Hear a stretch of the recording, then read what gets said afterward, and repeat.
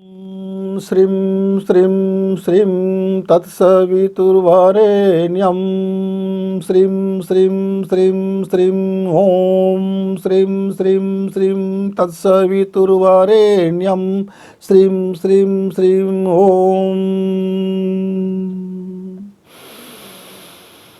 आप इस मंत्र का रूप ध्यान, सांसों से ध्यान और बिंदु योग, त्राटक योग करते हुए कोई जो मेरा मित्र इसे साध लेता है, 24 दिन तक अपनी जिह्वा में, अपने मन में, अपनी वाणी में, अपने वचन में, अपने कर्म में से जो फॉलो कर लेता है, उसे विश्व माता की यह सिद्धि मिलना लगभग तय मान लीजिए, यदि अपने जीवन काल को ये बढ़ाते चलता है।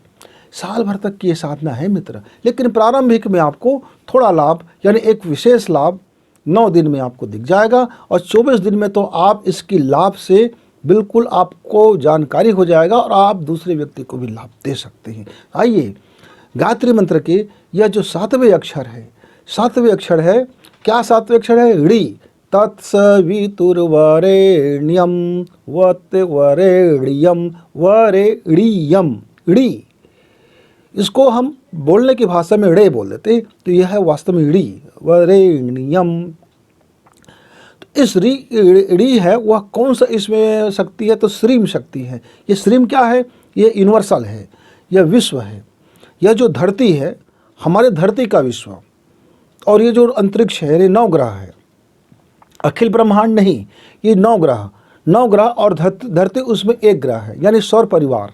इस सौर परिवार की जो एनर्जिक शक्ति है, जो आपकी चुंबकीय शक्ति है, जो आपकी जय चुंबक है, या जो इथरी शक्ति है, या जो इसकी अणुवीय शक्ति है, जो इसकी परमाणु शक्ति है, ये हमारे शरीर में कैसे कनेक्ट होता है और हमको इससे कैसे लाभ होता है?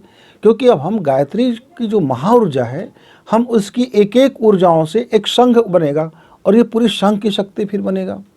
तो जब हम इस अक्षर पर हम विचार करते हैं तो इसका एक पूरा का पूरा साहित्य है, पूरा का पूरा एक इसकी साधना पद्धतियाँ हैं, पूरा इसका एक तंत्र है, पूरा इसका एक तंत्र विज्ञान है, इसमें हठ विज्ञान भी है, अलग अलग चीज़ें हैं, बहुत बड़ी ये है। आप कभी विश्वामित्र को अध्ययन करना, वशिष्ठ को अध्ययन करना और आप दुर्वासा को भी अध्ययन करना, अध्ययन तो जरा करना, पतंजलि को अध्ययन करना, चरक को अध्ययन करना, कणाद को अध्ययन करना, याज्ञवल्क्य जी को अध्ययन करना, परशुराम को अध्ययन करना। परशुराम के सिर्फ आप फरसा देखे हैं, उसका ज्ञान नहीं देखे हैं, उसकी साधना नहीं देखी है आप, उसका जो ज्ञान पक्ष था, जो उनकी साधना पक्ष थी, तो परशुराम को आप अध्ययन करेंगे, जो परशुराम की जो शक्ति था, परशुराम को जो शक्तिशाली बनाया था, परशुराम की जो फरसा की शक्ति था, दरअसल वो श्रीम शक्ति थी।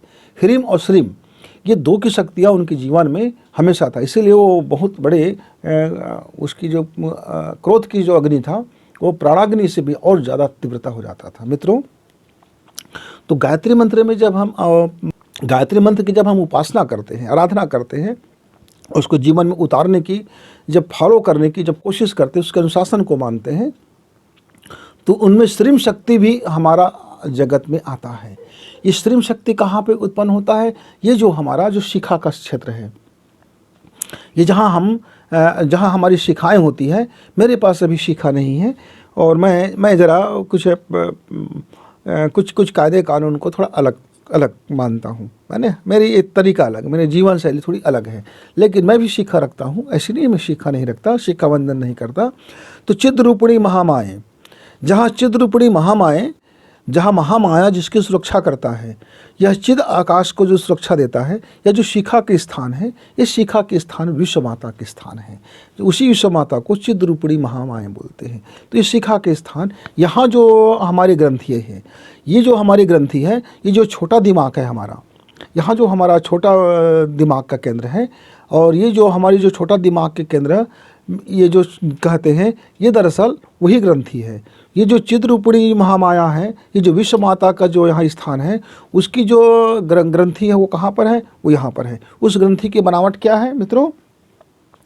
तो उस ग्रंथि का बनावट जरा इस यंत्र की तरह से उसकी ऊर्जापत होता है।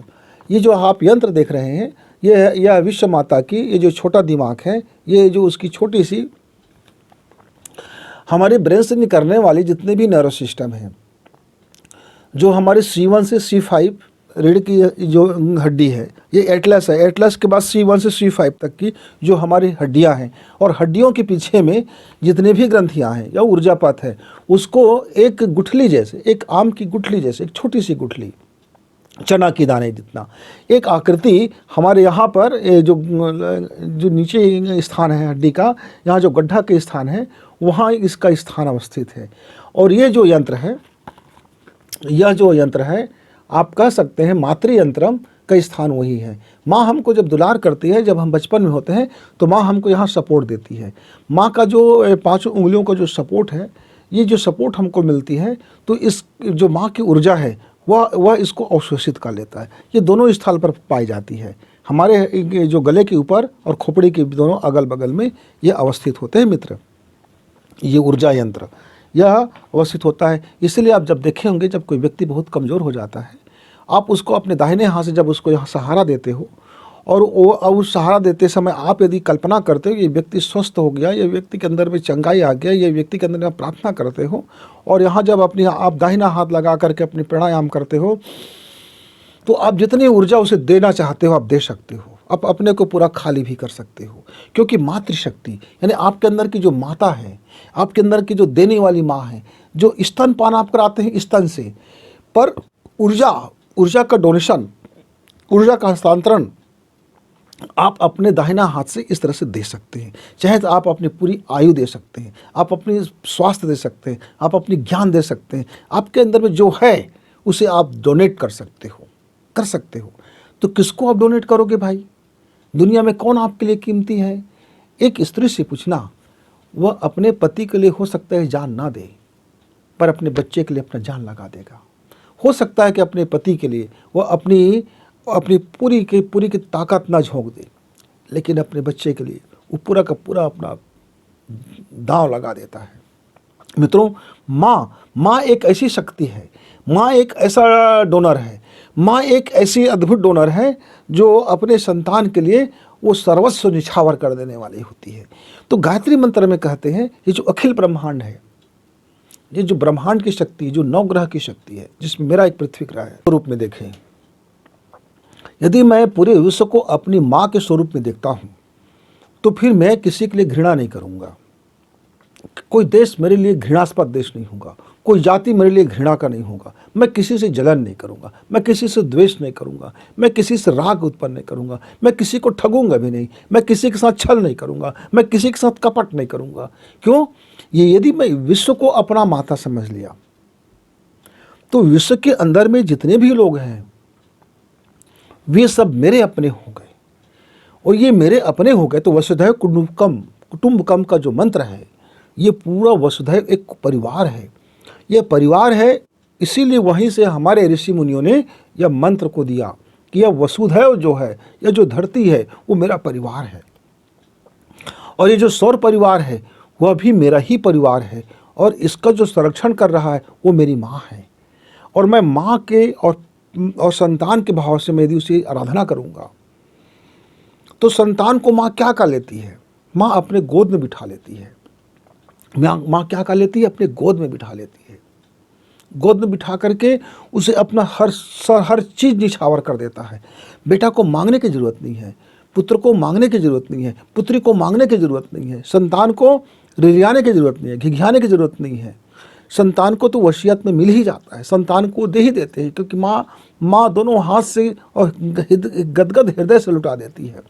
तो ये जो ब्रह्मांड की शक्ति है मित्र, 9 ग्रह की जो भी एटॉमिक शक्तियाँ हैं, 9 ग्रह की जो भी मैग्नेटिक शक्तियाँ हैं, 9 ग्रह की जो भी जैविक शक्तियाँ हैं, ये तीनों शक्तियों को अपने ऊर्जा की पथ के माध्यम से जब हम इसकी साधना करते हैं, जब हम इसकी आराधना करते हैं, और जब हम इसकी अपने अभाव में उतारते हैं, तो मेरे अंदर का जो सुपर चेतन पावर है, जो सुपर चेतन मन है, वह इस शिखा के माध्यम से वह विश्व के में तरंग में चला जाता है।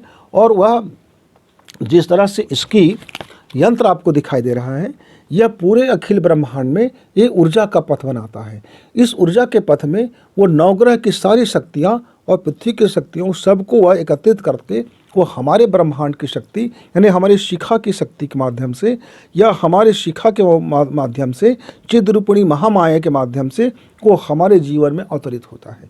वो हमारे जीवन में वो लाइट बन जाता है। आप चाहे इसको सिद्ध पुरुष कह लो, रिद्धि कह लो, कोई भी आप इसका दुरुपयोग करना चाहते हो तो वो आपकी मर्जी, वो आपका डीएनए है, वो आपकी सोच है, आपका दृष्टिकोण है। लेकिन दृष्टिकोण परिपाक होने चाहिए, भाव में निर्मलता होनी चाहिए, आचरण में शुद्धता होनी चाहिए।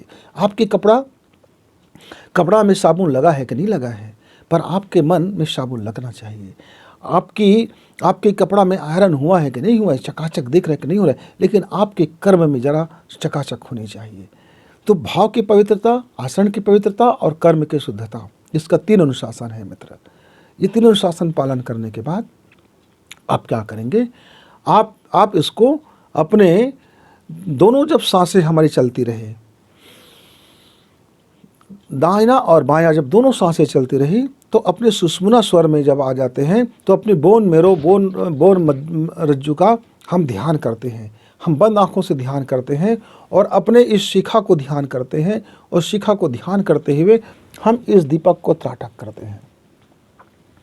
यानी दीपक जलाना भी है तो क्या करेंगे, उसी दोनों नाक से करेंगे और आपके 5 तत्व ऐसा बंधे रहे और उससे तिल्ली से आप दीपक भी जलाएंगे। और आप जब इसको त्राटक करेंगे खुली नेत्र से और आप अपने अंदर की इस महान शक्ति को भाव करेंगे कि आप उसे मुक्त कर रहे हैं। आप विश्व माता की गोद में हैं, माता जी की गोद में आप खेल रहे हैं, माता की दिव्य ऊर्जा से आप एक हो गए हैं। आपका पंचतत्व का शरीर ऊर्जाओं में बदल चुका है और पूरा आप ऊर्जा से आप ओतप्रोत हो गए। इस भाव करते करते आप बिंदु योग करेंगे और उस मंत्र का जप करते रहेंगे, उस मंत्र को देखते रहेंगे खुली आंखों से बिंदु योग दीपक त्राटक योग करते करते। मित्रों 45 मिनट तक का वह क्रम जारी रखना और जो हमने आपको मंत्र बताई है, जो शुरू में जो हमने बोला है, उस मंत्र को दोहराते जाना, उसको फॉलो करना। जब आप 45 मिनट हो जाए तो फिर 15 मिनट के लिए आप आंख बंद कर लीजिए और बंद आंखों से और चुपचाप से आप उसी अनुभव करें कि आप प्रकाश से ओतप्रोत हो गए हैं। पूरी विश्व माता, पूरी सारे नवग्रह से एक प्रकाश की किरणें एक तरंग बनते हुए अलग अलग लाइट से आते हुए आपके शरीर में आपके 5 तत्व को, जल तत्व को भी निर्भर कर दिया, अणु में बदल दिया, वायु तत्व को भी अणु में बदल दिया। आपके जितने भी तत्व है सबको लाइट में भरता हुआ चला जा रहा है और आप उसको अनुभव से बढ़ते जाएं और वह योग निद्रा में चले जाएं मित्र। जैसे ही आपकी योग निद्रा टूटे, आप चेतना में लौटे तो आप शांति पाठ करें। ओम धौ शांति अंतरिक्ष शांति पृथ्वी शांति मंगल शांति बुद्ध शांति शांति बृहस्पति शांति शनिश्चरः शांति शांति शुक्रः शांति शांति सूर्य शांति शांति शामा शांति औषधीयः शांति सर्वगम शांति वसुधैव शांति कुटुंबकम शांति शांति ओम शांति शांति। ऐसा कह करके अपने जो साधना का वस्त्र है आप उस साधना के वस्त्र को वही जगह पे निकाल दीजिए। इसमें यदि आपने पित्त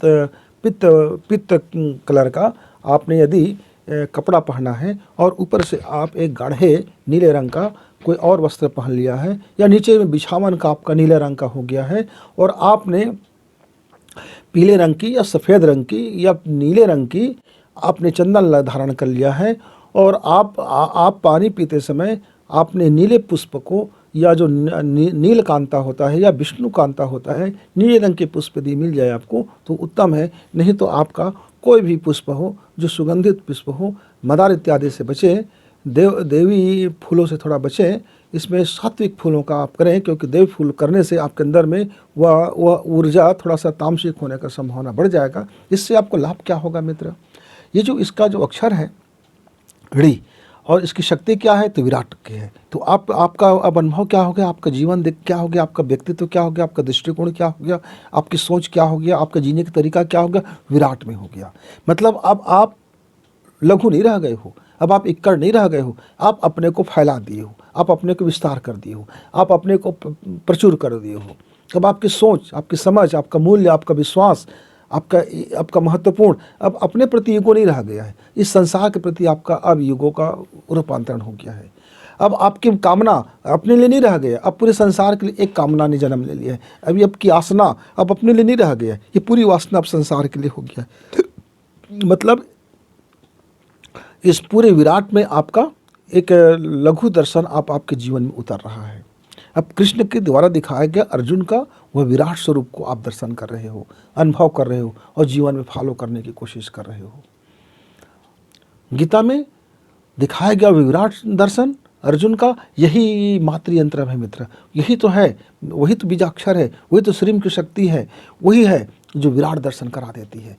चाहे आप बंद आंखों से करें, खुले आंख से करें या जीवन में अनुभव करके करें, तीनों रूप से करना होता है। फिर उसको कर्म में जैसे आप उतारेंगे तो फिर आपका जो भी ध्येय करेंगे, जो भी उद्देश्य बनाएंगे वो उद्देश्य पूरा होगा, क्योंकि आप अब विराट की अनुभूति से भर गए हो। आपके अंदर में वह गीता का दर्शन हो गया है, आपके अंदर में कृष्ण महाराज का दर्शन हो गया, आपके अंदर में कृष्ण कश्यप सुदर्शन का दर्शन हो गया है। आपने विराट का दर्शन करने की अपनी तैयारी कर ली है। तो मित्र, ये जो हमारी बाहरी चक्षु है इसके योग्य नहीं है। तो धीरे धीरे हम जब त्राटक करते हैं, हम अभी पिछले 6 जो साधना हमने पूरी कर ली, तब ये जो 7वें क्रम में जब हम आते हैं उस समय तक हमारी कोशिकाएं, हमारा माइंड, हमारा सुपर मन, हमारा सुपर चेतन, हमारा अचेतन, हमारा अवचेतन, हमारा मस्तिष्क, हमारी कोशिकाएं, हमारी सूक्ष्म शरीर, हमारी अन्नमय कोशिकाएं, हमारी मनोमय कोशिकाएं, हमारी विज्ञानमय कोशिकाएं, हमारी ज्ञानमय कोशिकाएं, हमारी आनंदमय कोशिकाएं, सब के अंदर में अब वो इतनी प्रबलता आ चुका होता है, वो इतना सामर्थ्यवान हो चुका होता है कि जब हम इस विराट के दर्शन की तैयारी करते हैं तो इस विराट को अनुभव करने के लिए तब हम शरीर रूप से, मानसिक रूप से, आध्यात्मिक रूप से और कर्म के रूप से हम अपनी तैयारी करते हैं। ये तैयारी का नाम ही है आपका विश्व माता की सिद्धि। जब ये तैयारी हमारा कंप्लीट होता है तो जिस क्षण कंप्लीट होगा कर्म के रूप में, भाव के रूप में और दृष्टिकोण के रूप में, उसी क्षण हमको यह विराट दर्शन का लाभ हमको मिलेगा मित्र। तो कौन नहीं चाहेगा अपने जीवन में एक बार वह अपने इस विराट दर्शन को प्राप्त करें। तो आइए कोशिश करते हैं। तो फिर मिलेंगे, तब तक गुरु जी को विदा।